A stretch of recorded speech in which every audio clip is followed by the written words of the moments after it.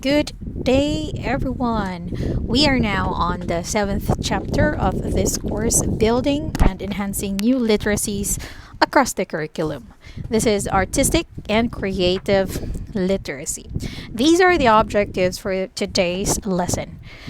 At the end of the chapter, you should be able to do the following. First, characterize artistic literacy, discuss the value of arts to education and practical life, identify approaches to designing curriculum that cultivates the arts and creativity among learners, formulate a personal definition of creativity, and design creative and innovative classroom activities for specific topic and grade level of students.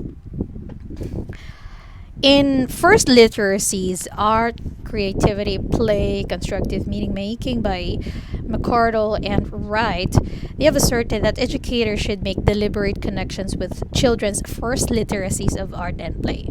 So the very basic, the very simplistic drawings of our kids, of the learners when they were young.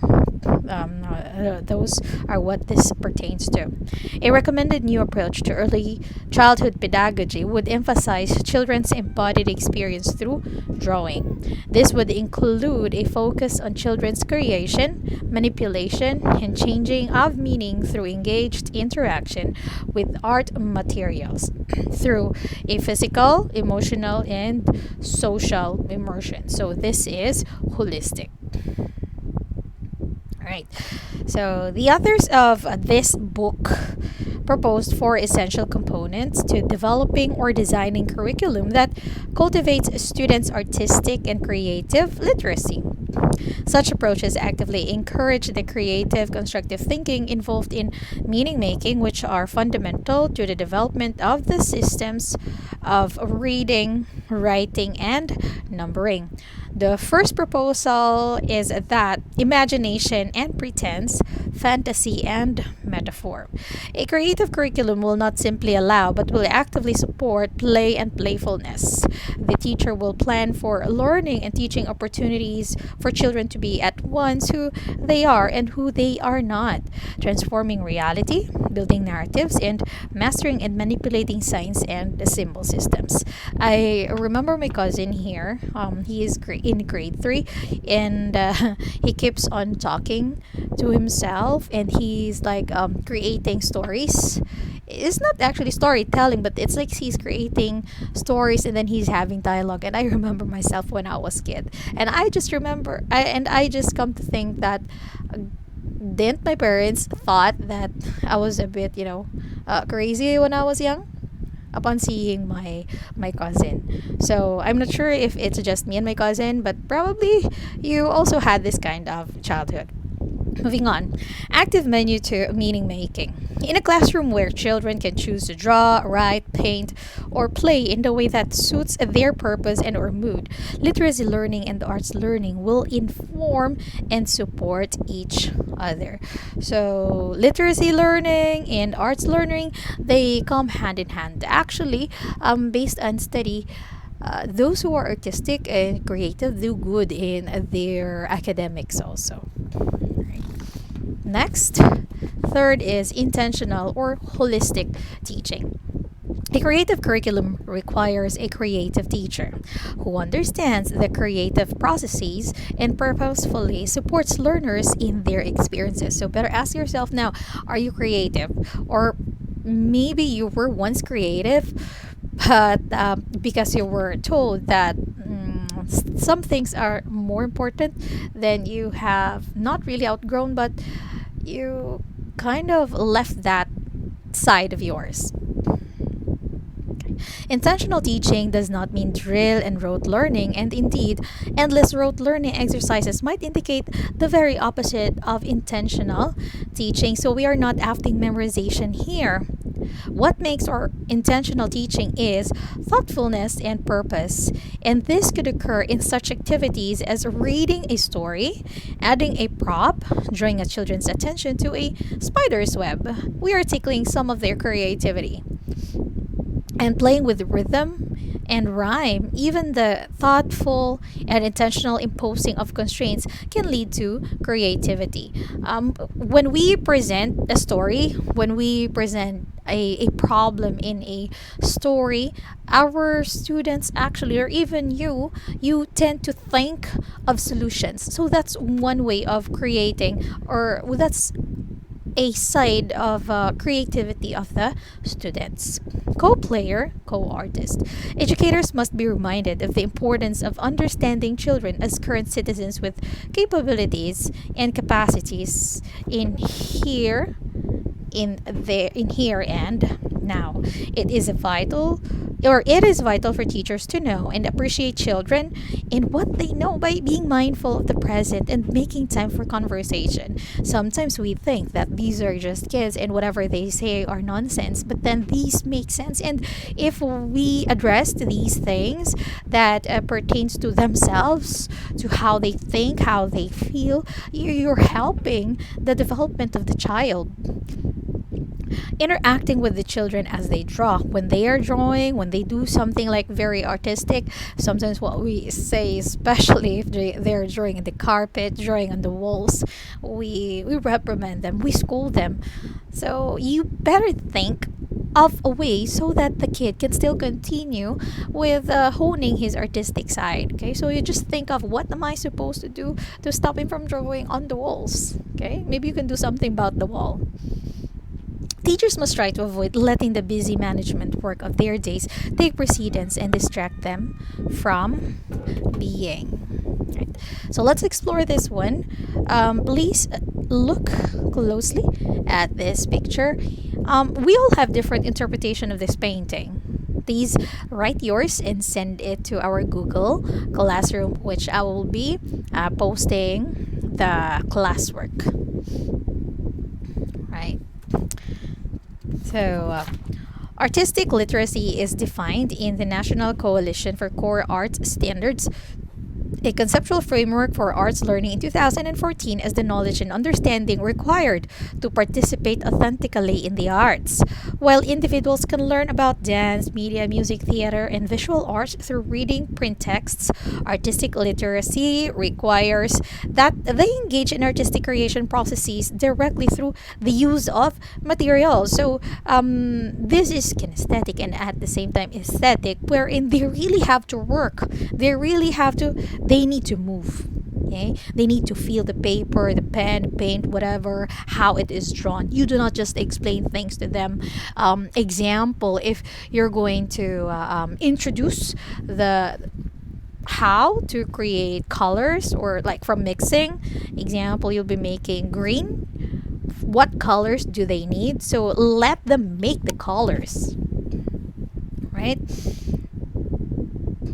Right. So, while individuals can learn about dance, media, music, theater, and visual arts through reading, print text, artistic literacy requires that they engage in artistic creation processes directly through the use of materials, either charcoal or paint or clay, musical instruments or scores, and in specific grades, concert halls, stages, dance rehearsal spaces, arts studios, and computer labs. Probably you can still remember that when we were in elementary, or maybe also in college, we are taught, high school also taught the different what is it, notation, I can't remember, musical like scores, where you have the C clef, the G clef, the number of notes, the half.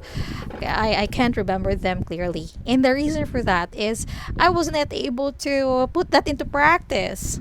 Right? Okay, we are taught that this is 1/4, this is 1/2, but so what? Okay, that's why I just forgot about it. Next. Researchers have recognized that there are significant benefits of arts learning and engagement in schooling. The arts have been shown to create environments and conditions that result in improved academic, social, and behavioral outcomes for students from early childhood through the early and later years of schooling. However, due to the range of art forms and that diversity and complexity of programs and research that have been implemented, it is difficult to generalize findings concerning the strength of the relationships between the odds and learning and the causal mechanisms underpinning these associations. So, culture and the arts has actually have proven that it is closely related or linked to the development of the academic performance of students, of learners. However, there's just no specific um, study as to what type of art, because there's like a wide array of arts. Right. The flexibility of the forms comprising the arts positions students to embody a range of literate practices to the following: use their minds in verbal and non-verbal ways. They can communicate complex ideas in a variety of forms. So it's not just through vocal, it's not just through verbal and non-verbal, actually, in a variety of forms. Example, a musician showing his feelings and emotions through his music. Right? Understand words, sounds, or images. Imagine new possibilities because you're creative, you're artistic. You can imagine new possibilities. Who knows what will happen 5 years from now? Persevere to reach goals and make them happen. Most musicians, most dancers, most artists really shows perseverance in reaching their goals. They really have that focus towards doing what they really like and improving and being successful on their chosen field. So, engaging in quality arts of education experiences provides students with an outlet for powerful creative expression, communication, aesthetically rich understanding, and connection to the world around them. Being able to critically read, write, and speak about art should not be the sole constituting factors. Oh, this is what I've been telling you about. The way I have learned the musical something before, right? They need to be able to connect it to the world, to their lives. Actually, this is true to almost all topics and subjects. Considerably more dialogue, discussions, and research are necessary to form a deeper picture of the arts and creativity more broadly. The cultivation of imagination and creativity and the formation of deeper theories surrounding multimodality and multiliteracies in the arts are paramount, is very important. Elliot Eisner posited valuable lessons or benefits that education can learn from arts, and he summarized these into 8. Number 1 is form and content cannot be separated. How something is said or done shapes the content of experience. In education, how something is taught, how curricula are organized, and how schools are designed impact upon what students will learn. So these side effects may be the real main effects of practice, right? So they're not separated. Like how something is done and the meaning, the essence on what you're doing, on what you have encoded, they can never be separated. So how you did something affects the outcome, right? Number 2, everything interacts.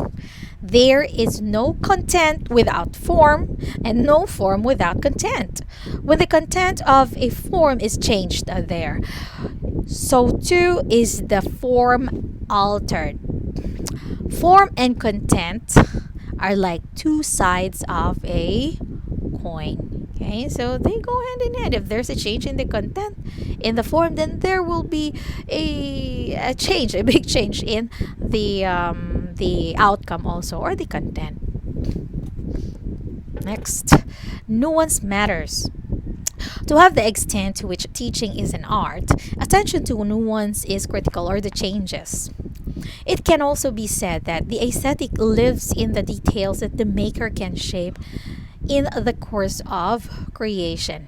Right? So the beauty is already made in the details of how a maker has shaped or worked on something.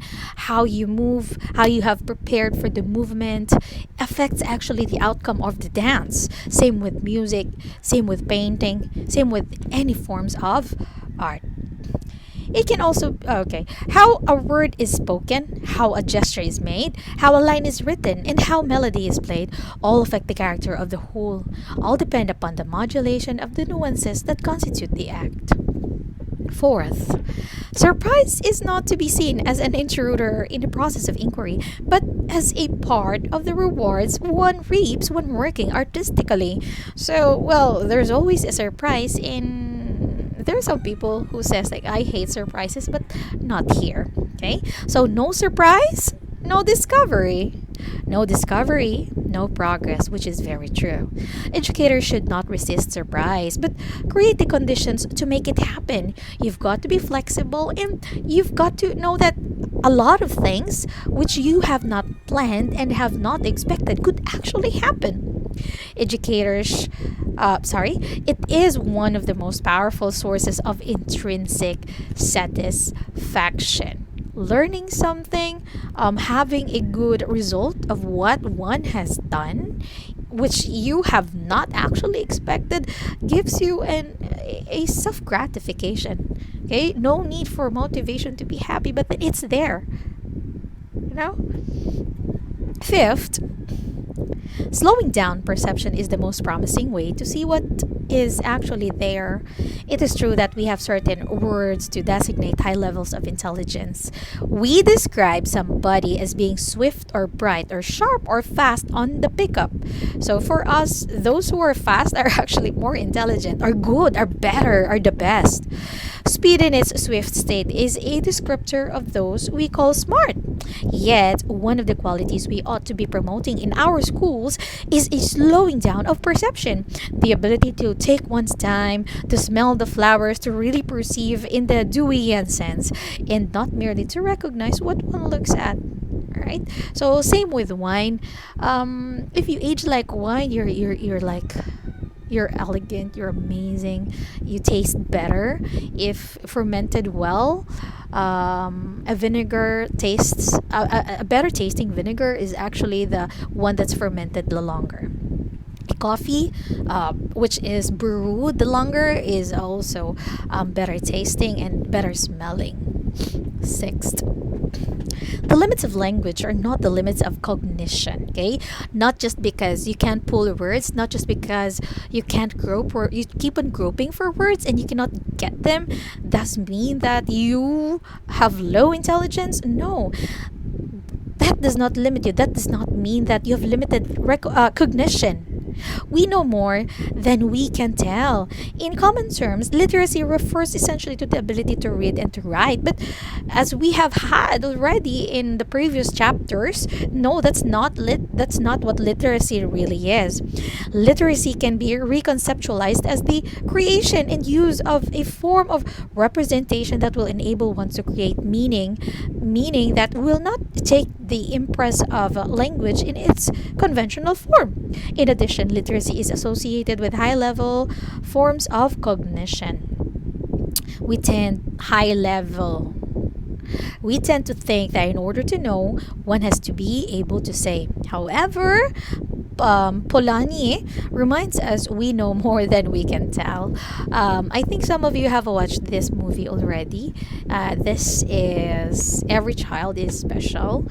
And well, we know already that linguistically speaking, this child is a bit handicapped. He is dyslexic. But artistically, he's like amazing. He's filled with so many, with so much creativity and ideas and knowledge. Right? So, for those who have not watched this movie, please do watch, especially your future educators. Every child is special. Next, somatic experience is one. Somatic experience pertains to what our body has done, has felt, has been to, right? is one of the most important indicators that someone has gotten it right, related to the multiple ways in which we represent the world through our multiple forms of literacy, is the way in which we come to know the world through the entailments of our body. Sometimes one knows a process or an event through one's skin. Now, I'll go very literal on this. We know already, you know the story of the firefly who has been told by his mom. I think it's a firefly who's been told that not to get closer to the flame or else something bad will happen.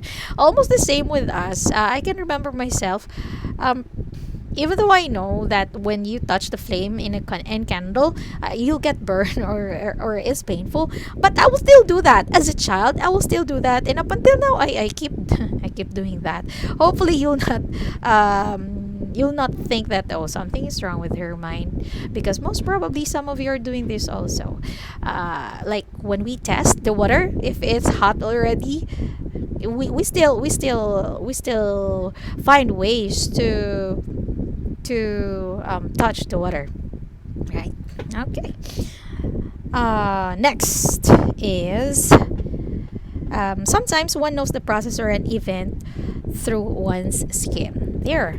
Last one is open-ended tasks permit the exercise of the imagination. And an exercise of the imagination is one of the most important of human aptitudes. It is imagination, not necessity, that is the mother of invention. Again, it is imagination, which is the mother of invention, and it's not the necessity.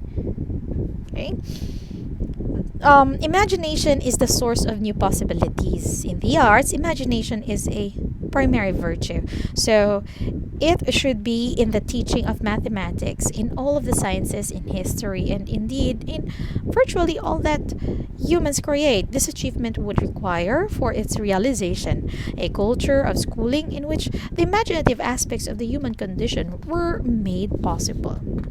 Right. So in the previous slides, I have showed you how important art is. How do we work on the curriculum in really like zeroing on art and the creativity of the kids? How do we understand them? How important what they are doing is in with regards to education. Now this time, let's characterize the artistically literate individuals. We always ask what is economic or ecological literacy. Now this time let's ask, how can you say that someone is literate in art, okay, or in creativity?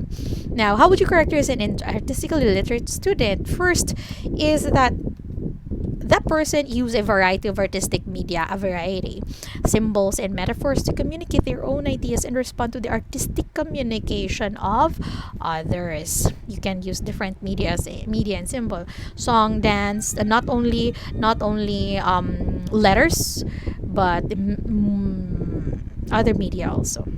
Next, develop creative personal realization in at least one art form in which they continue active involvement as an adult. So they were able to like choose already what they really want, and then they can just keep on honing that until they become adults. So examples are the painters, the sculptors, the musicians. Right. Next is cultivate culture, history, and other connections through diverse forms and genres of art, where they're able to cultivate, they are able to add and develop our culture and our history by connecting themselves in different forms like acting, dancing, and more. And find joy, inspiration, peace, intellectual stimulation, and meaning when they participate in the arts. They are not forced to do it, not just for grades, but not for numbers, but they really are happy doing it. Okay, they are not pressured doing it. Next is they seek artistic experiences and support the arts in their communities. So merely watching something from YouTube or enrolling yourselves in different classes, that is one way of showing that one is literate artistically speaking. Okay, because they see the importance of it and they really do something about it. right? One that we cannot avoid in every type of literacies in the educational pedagogy, we've always have issues. So issues in teaching creativity. I'm inviting everyone to watch the link which I will be sending after I send this link of this video lesson. Okay, so please watch the TED Talk on Creativity and Innovation by Sir Ken Robinson. The title is Do Schools Kill Creativity in 2006? So he has actually challenged educators to do things.